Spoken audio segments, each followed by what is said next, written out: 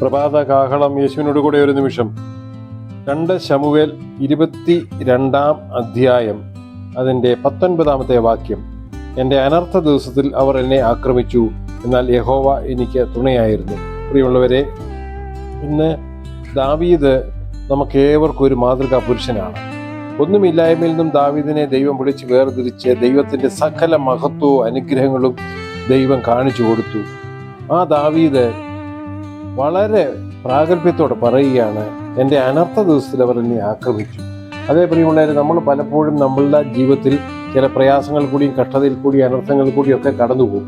അങ്ങനെ കടന്നു പോകുന്ന സാഹചര്യത്തിൽ നമ്മൾ ബലഹീനരായിരിക്കും. ആ ബലഹീനരായിരിക്കുന്ന അവസരം നോക്കിയാണ് ശത്രു ആക്രമിക്കാൻ ശ്രമിക്കുന്നത്. എന്നാൽ ഒരു ദൈവ പൈതലിന് ഉറപ്പും ധൈര്യവുമുണ്ട്. എന്നെ കാക്കുവാൻ എൻ്റെ ദൈവമുണ്ട്, യഹോവ എനിക്ക് തുണയായിരുന്നു. പ്രിയമുള്ളവരെ, കർത്താവ് തുണയാണെങ്കിൽ നമ്മുടെ അനർത്ഥ ദിവസത്തിൽ ആരാക്രമിച്ചാലും നമുക്ക് വിടുതലുണ്ട്. പ്രാർത്ഥിക്കാം. പ്രിയ കർത്താവേ, അനർത്ഥ ദിവസത്തിൽ അവിടുന്ന് എല്ലാവരെയും വിടുവിക്കണമേ. യേശുവിൻ നാമത്തിൽ തന്നെ ആമേൻ. God bless you.